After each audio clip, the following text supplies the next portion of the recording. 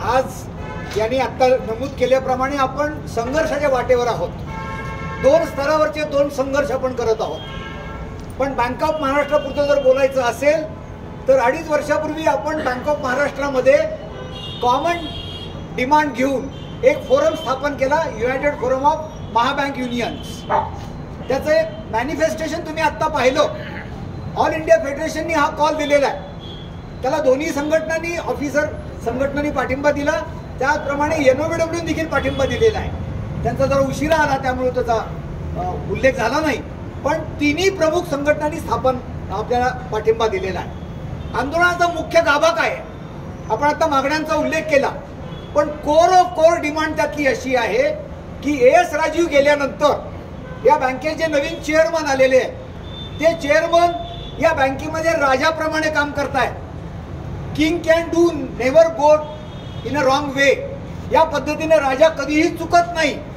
या पद्धतीने त्यांनी बँकेत आल्यानंतर गेल्या 8 महिन्यात जे क्रांतिकारी बँकेच्या हिताला बाधा आणणारे निर्णय घेतलेले आहेत आणि ते घेत आहेत, त्याच्या विरोधात हे खरं आंदोलन आहे. त्या निर्णयाचा एक भाग की जेव्हा बँकेला 3 CGMच्या पोस्ट मंजूर झाल्या, त्यातून 9 जनरल मॅनेजर आणि 27 DGM भरती करायचा निर्णय झाला. त्या 9 पैकी 4 जनरल मॅनेजर हे बाहेरनं मार्केटमधून घेतले जाणार आहेत आणि 5 जण प्रमोशनच्या द्वारे घेतले जाणार आहेत. 27 पैकी 16 DGM हे मार्केटमधून घेतले जाणार आहेत, 11 आतून प्रमोट केले जाणार आहेत. आणि हीच परंपरा स्केल 1 स्केल 2 पर्यंतच्या अधिकाऱ्यांच्या बाबतीमध्ये घडलेली आहे. खऱ्या अर्थाने हा जो हल्ला आहे तो ऑफिसर वर्गाच्या ॲस्पिरेशन्सवरचा हल्ला आहे, करिअर पाथवरचा हल्ला आहे. हा नंबर 1 भाग झाला. आणि असं करत करत त्यांनी एक निर्णयांची जी आता मालिका लावली आहे, त्या प्रोसेसमध्ये बँकेच्या एकूण 143 प्रॉपर्टीज आहेत देशभरात, त्यातल्या 12 प्रॉपर्टी विकण्याचा त्यांनी निर्णय घेतला. त्यातली एक अंबेजोगाईची आपली प्रॉपर्टी आहे. अशा 12 प्रॉपर्टी त्यांनी विकल्या मॉनिटायझेशनच्या नावाखाली. Height of height he was intended, म्हणजे त्यांची अशी इच्छा होती, त्यांनी असा प्रयत्न केला की आपला प्रेस्टिज आणि प्राईड असलेलं लोकमंगल हेड ऑफिस हे विकण्याचा त्यांचा निर्णय होता. तो निर्णय घेण्याची हालचाली त्यांनी सुरू केल्या. All India federation has intervene. आम्ही त्यांना सांगितलं हा निर्णय तुम्ही एकटे घेऊ शकत नाही. या बँकेतला स्टेक होल्डर म्हणून युनियनचं म्हणणं त्यामध्ये तुम्हाला ऐकावं लागेल आणि हे आम्ही होऊ देणार नाही. सुदैवाने बोर्डामधल्या रिझर्व्ह बँक डायरेक्टरनी त्याला आक्षेप घेतला त्यांच्या निर्णयाला आणि त्यामुळं लोकमंगल विकता विकता राहिलेली आहे. लोकमंगल ही नुसती वास्तू नाही आहे, ती आपला प्रेस्टिज आहे, आपला प्राईड आहे, आयकॉनिक बिल्डिंग आहे. ती बिल्डिंग कोणीतरी 8 महिन्यापूर्वी आलेला व्यक्ती हा निर्णय घेऊन जर विकणार असेल, त्या बँकेचा कॅलेंडर बदललं, कॅलेंडरचा रंग बदलला, लोगोचा रंग बदलला, असं करत करत या बँकेची लिगसी ते पुसू पाहताय. बँकेची जी परंपरा आहे 90 वर्षाची ती त्यांना पुसायची आहे. आणि हा अजेंडा जर त्यांच्या डोक्यात असेल की मी चेअरमन मी काहीही करेन, तर ती गोष्ट या बँकेतला कर्मचारी अधिकारी कदापिही सहन करणार नाही. या बँकेत एका चेअरमनवर अटक सत्र झालं होतं, तेव्हा याच युनायटेड फोरमचा जन्म झाला आणि त्या मराठ्यांच्या मागे आपण उभे राहिलो. पण मराठी हा नीतिवान माणूस होता. बँकेकरता त्या माणसाने खस्ता खाल्ल्या, बँकेला क्रायसिसमधून वर काढलं. अशा माणसाच्या मागे आपण खंबीरपणे उभे राहिलो. पण जर कुणी बँकेच्या प्रेस्टिजला हात घालणार असेल तर ती गोष्ट आपण कधीही सहन करणार नाहीत. म्हणून आंदोलनाचा मुख्य मुद्दा तो आहे. नंबर 2चा मुद्दा, विविध झोनल मॅनेजर, ब्रांच मॅनेजर या सगळ्यावर टार्गेट थोपले जात आहेत. आता जी टार्गेट अनरिअलिस्टिक आहे, मार्केट कंडिशन ॲडव्हर्स आहे, डिपॉझिट कुठे मिळत नाही, क्रेडिटला ऑफटेक नाही आहे. त्या प्रोसेसमध्ये त्यांच्यावर दबाव आणला जातोय की काहीही करा, हे टार्गेट तुम्ही पूर्ण करा. मग त्या प्रोसेसमध्ये हे अधिकारी, मॅनेजर्स आणि झोनल मॅनेजर्स हे प्रेशर खाली करतायत आणि वाटतं त्या मार्गाने, अनैतिक मार्गाने टार्गेट पूर्ण केली चाललेली आहे. मग ते गोल्ड लोन असो, पर्सनल लोन असो, विविध बाबतीमध्ये कॉम्प्रोमाइजेस आहेत.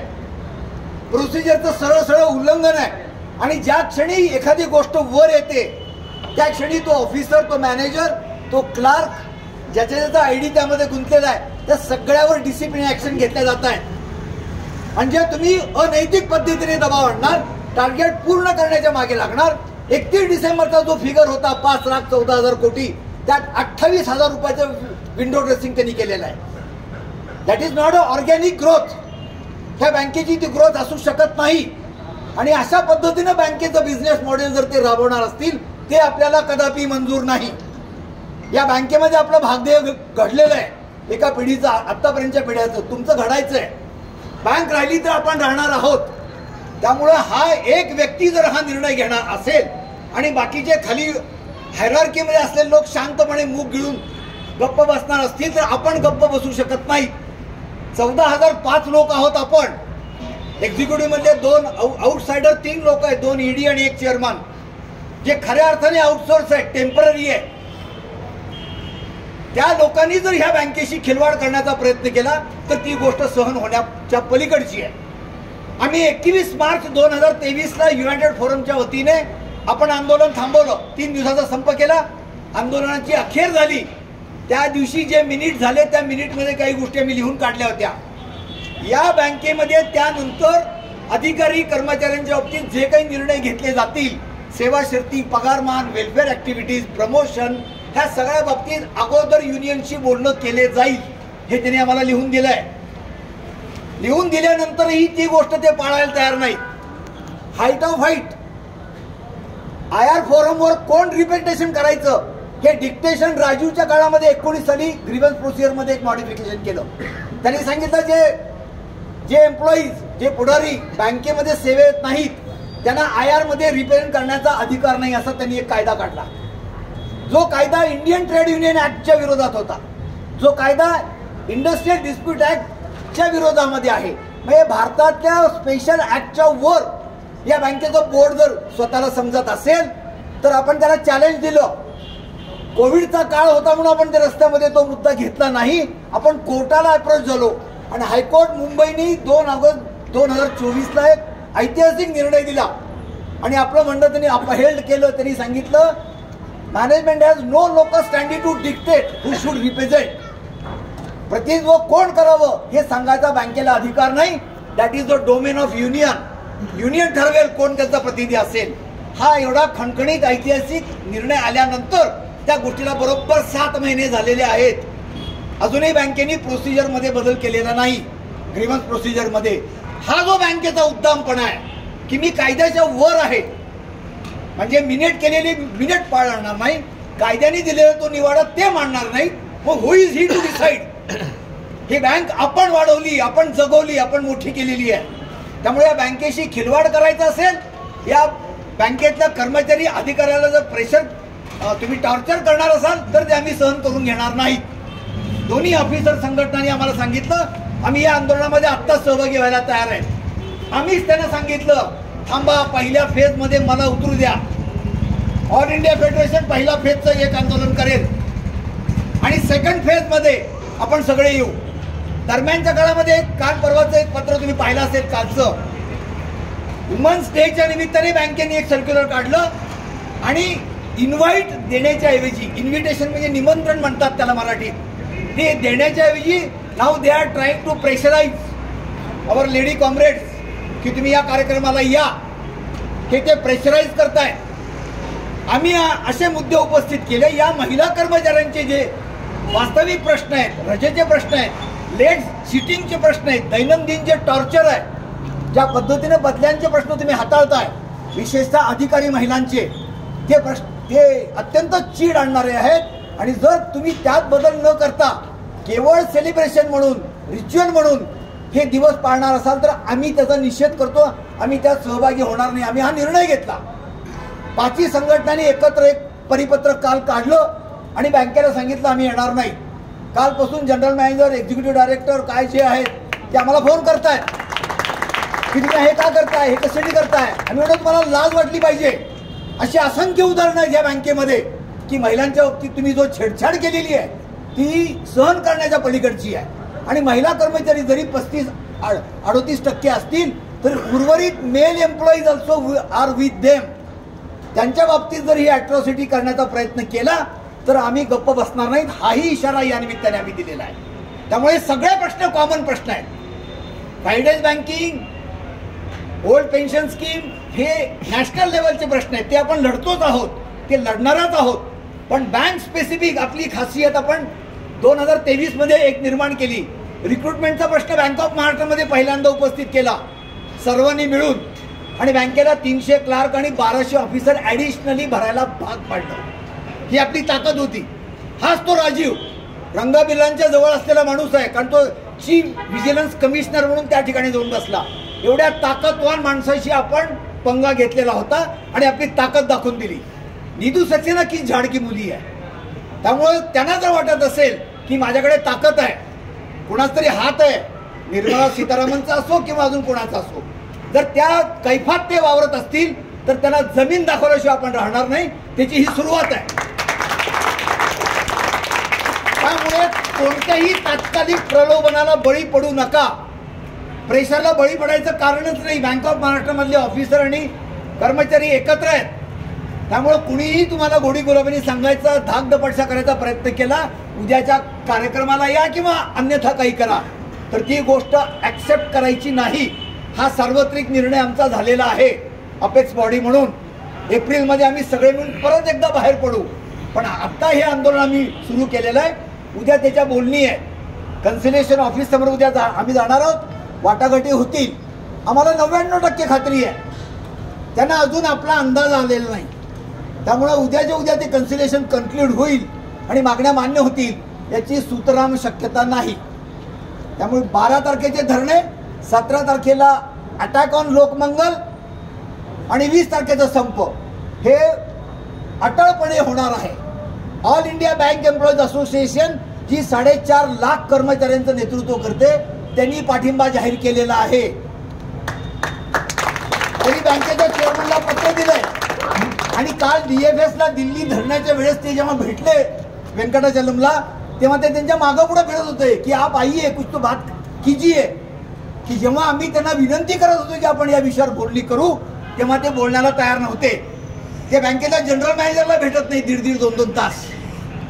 त्यामुळे ओव्हर अँड अबव जर या बँकेचं चेअरमन किंवा एक्झिक्युटिव्ह डायरेक्टर किंवा कुणीही आणि त्यांच्या सावलीत वाढलेले बगल बच्चे, एक गोष्ट आम्ही निर्वाणीने सांगतो की लढाई त्याच्या बरोबर आहे. मध्ये कुणी मस्ती करण्याचा प्रयत्न केला कोणत्याही झोनल मॅनेजरनी, तर ते आम्ही तात्पुरतं बंद ठेवू, त्याच्या मागे हात धुवून लागू. त्यामुळे झोनल मॅनेजर, DZM सगळ्यांना आमची नम्र विनंती आहे, तुमचे प्रश्न आम्ही लढतोय. तुमच्या प्रमोशनचे मुद्दे आम्ही घेतलेले आहेत. ही बँक आम्ही वाचवतोय. आम्हाला नीटपणे आंदोलन करू द्या. तुम्ही सहभागी झाला नाहीत हरकत नाही, मनातून तरी पाठिंबा द्या. आज 10 GM फोन करून सांगतात यार कुछ तो करो, तुम लोग ही कर सकते हो, हे ते सांगतायत. पण उद्या वेळ आल्यावर हे त्याच्या मांडीला होतील याची आम्हाला खात्री आहे. त्यामुळे आता यांनी स्वतःकडे आपलं लक्ष वळवू नये. त्यांनी शांतपणे जी गोष्ट होतीये ती इथून आमच्या फिलिंग्स वर कळवाव्यात, एवढीच त्यांना विनंती आहे. त्यामुळे हे आंदोलन ही सुरुवात आहे. आणि नेहमी बघा, जेव्हा इंडस्ट्रीमध्ये इतिहास निर्माण केला, 1 दिवसाचा संप केला, 2 दिवसाचा संप 98% सक्सेसफुल होता. मला आठवतं एक महिला अधिकारी होती स्केल 3, 2 दिवसाचा संप जाहीर केला. आदल्या दिवशी बोलणी झाली ED बरोबर. जात असताना त्या लोकमंगलमध्ये त्या भेटल्या, त्या महिला आपल्या. त्यांनी सांगितलं माहिती नाही आने वाली हूँ. 1 तासाने बँकेने एक सर्क्युलर काढलं, त्यात त्यांनी केलं जर 3 दिवसात संपात तुम्ही गेलात तर 7 दिवसाचा पगार कापला जाईल. त्या पायऱ्या उतरून खाली येईपर्यंत तिनं ते सर्क्युलर वाचलं आणि आमच्याकडे येऊन सांगितलं सर सॉरी ये तो स्ट्राइक में तो मैं आऊंगी लेकिन बाकी लोगों को भी लेके आऊंगी. इनकी अगर ये मस्ती है, आपल्यामध्ये तो डेंट आहे, आपण युनियन वाले लोक आहोत. तुम्ही ललकारण्याचा प्रयत्न केला तर धोबी पछाड देऊ.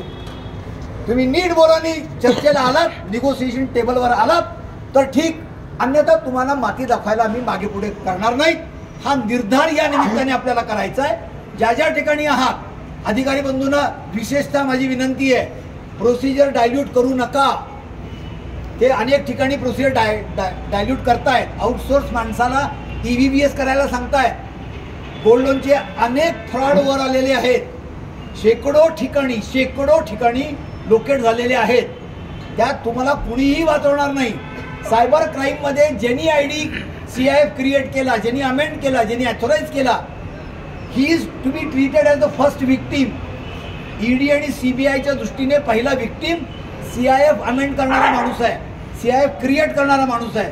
त्यामुळे बँक एकीकडे सर्क्युलर काढून सांगते माणूस असल्याशिवाय CIF क्रिएट करू नका, अटेस्टेड ऑथेंटिकेट डॉक्युमेंट अटेस्ट केल्याशिवाय अपलोड करू नका, एकीकडे सांगते. दुसरीकडे मॅनेजर ऑफिसर हा प्रेशर करतोय खालच्या लोकांना की आजच्या आज हे 40 व्हायला पाहिजे, 60 व्हायला पाहिजे. ही गोष्ट अजिबात करू नका. आणि तुम्हाला सगळ्यांच्या वतीने गॅरंटी देतो, मी अजूनही कन्व्हेनर आहे, सगळ्यांच्या वतीने तुमच्या केसालाही धक्का लागला तर ह्या लोकांना मी सळो किबळ करून सोडू. यापूर्वी बँकेने AIBAचे 2, बोमोचे 2, AIBAचे 2, 6 लोकांना चार्जशीट दिलं होतं. आठवून पहा, ते चार्जशीट त्यांना वापस घ्यायला आम्ही भाग पाडलं. त्यामुळे ती ताकद त्यांनी ललकारू नये. अजूनही आम्हाला असं वाटतं की त्यांचा जर शहाणपणा आला तर त्यांनी बोलणी करण्याकरता पुढे यावं, आम्ही गेमली काही प्रश्न सोडवावेत, तर आणि तरच हे आंदोलन थांबेल. नाहीतर 1 दिवसाचा 2 दिवस, 2 दिवसाचा इनडिफिनिट ची आमची मानसिक तयारी झालेली आहे. हे आम्ही त्यांना उद्या सांगणार आहोत. त्यामुळे आजचं हे निदर्शनं हे त्यांना एक जाणीव होती, इंटिमेशन होतं, अलार्म होता. 12 तारखेला धरण्याला याच दिवशी असेच 50-60 लोक, 100 लोक या ठिकाणी बसतील. त्या दिवशी आपण मेमोरंडम देऊ आणि त्या दिवशी निर्वाणीचा इशारा यांना देऊ की तुम्ही तुमच्या वरच्यांना सांगा मला बँक चालवायची आहे, त्यांच्या प्रश्नाकडे तुम्ही लक्ष घाला. मी तटस्थ नरोवा कुंजरो भूमिका घेऊ शकत नाही. ज्यांच्या संस्थेच्या बळावर आपण इतके मोठे झालेलो आहोत त्या संस्थेच्या हिताकरता भूमिका घ्यायला शिका, हे आपण त्या दिवशी सांगू त्यांना. आणि आज या निदर्शनाच्या निमित्ताने जो आवाज आपण एकत्रितपणे केलेला आहे तो असाच कायम ठेवू अशी तुम्हाला पुन्हा एकदा विनंती करतो. आणि हा लढा शेवटपर्यंत आपल्या टर्म्सवर जोपर्यंत तो सक्सेस होत नाही तोपर्यंत आपण चालू ठेवू असा एक विश्वास व्यक्त करतो आणि थांबतो. धन्यवाद.